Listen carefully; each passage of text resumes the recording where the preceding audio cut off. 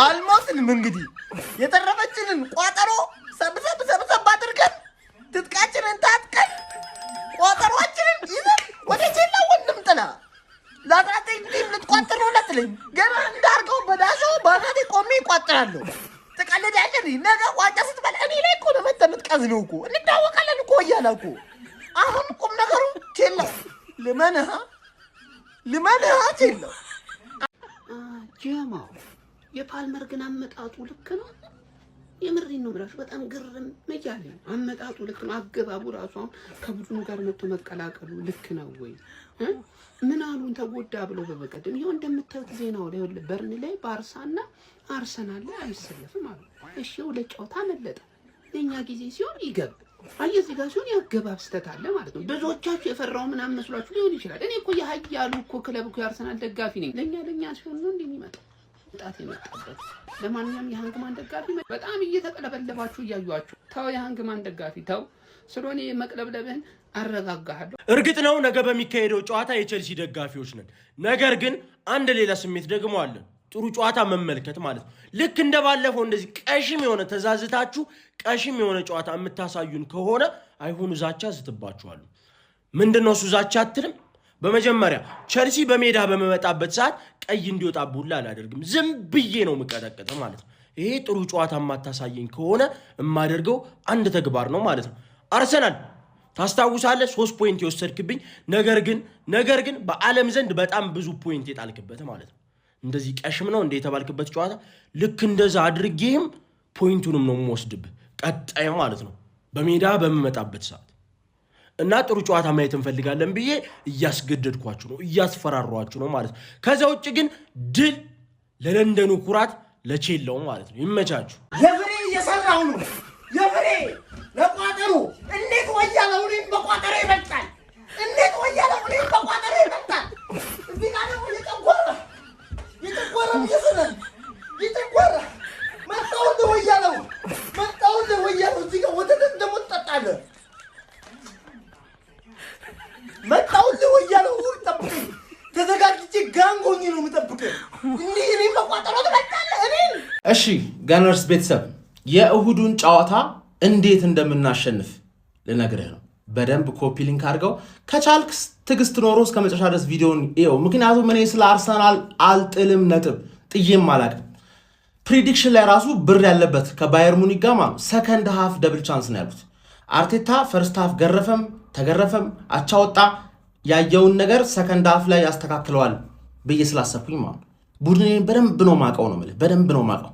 እና አሁን ሃንግማንን ለምንና እንዴት እንደምንገርፋት ነው ማሳይሽ። ባርሳን ማሸነፋቸው ለኛ ፐርፌክት ውጤት ማለት በባርሳ ቢሸነፉ ኖሮ ማለት ዓለም ላይ ብዙ የሚበልጡን ቡድኖች እንዳሉ ተረዳን። ስለዛ አርሰናል ማሸነፉን 9 ነጥብ ከሚያደርግብን በደንብ ተጠንቅቀን እንጮት ብሎ ነው የሚያዛቸው ማሬስካ። እነሱም እንደዛ ነው የሚያስቡት። ገባችሁ አይደል? አሁን ግን ኮንፊደንስ አለ ማለት ደግሞ ከፍተህ ትጫወታለህ ማለት ሴት ፒስ አያስፈልግም ማለት ገባችሁ አይደል? ፓልመር የሚጨመሩ በቃ አርሰናል ላይ ለማግባት ነው የሚጫወቱት። ይሄ ደግሞ ለኛ ፐርፌክት ነገር ነው። ለኛ ኮንፊደንሱን እንፈልገዋለን በሜዳችን ነው። ልክ እንደ ደጋፊዎቹ ተጫዋቾቹም ደጋፊዎቹም በእርግጠኝነት ኮንፊደንስ ጣራ ላይ ነው። ማሬስካ ግን ትንሽ ብልጥ ከሆነ ማለት ባይዘ ያን ያህል ማጣጥለው ማኔጀር አይደለም። አንዳንዴ ነገሮችን ኦቨርቲንክ ያደርግና ያልሆነ ውሳኔ ወስኖ ይገባል። በዚህ ምክንያት ይሸነፋል እንጂ ለትልቅ ጨዋታ ሴትአፕ እንዴት ማድረግ እንዳለበት ቡድኑ ያውቃል። ስፔሻሊ ሲፈራ ጎበዝ ነው። ገባ አይደል?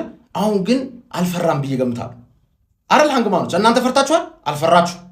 ኮል ፓልመር ራሱ እኮ ፈርቶ የነበረው ባርሳ ውጤትን ሲያይ እዴ ቡድኔማ ያለ ፓልመር ማሸነፍ ባርሳን ከቻለ እኔ ሲጨመርበት አርሴን የሚያሸንፋለሁ ብሎ ኮንፊደንት ሆኖ እንደሚገባ እርግጠኛ ነኝ። ይገረፋል ማለት ትሮሳርድ አይደርስም።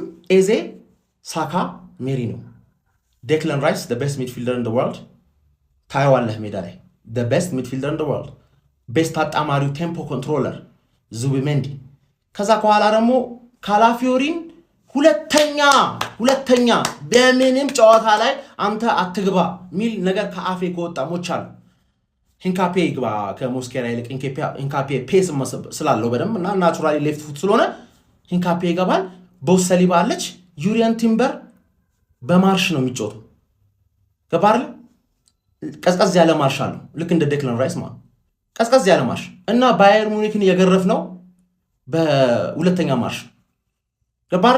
አስፈላጊ ከሆነ ሃንግማን ዋንጫ የምንበላበት ጨዋታ ስለሆነ ፉል ማርሽ አድርገን ዩሬን ቲምበር ከዛ በኋላ ያሉትን 2 ሳምንት ቢያርፍ ራሱ ኖርምዬ ነው የምልህ።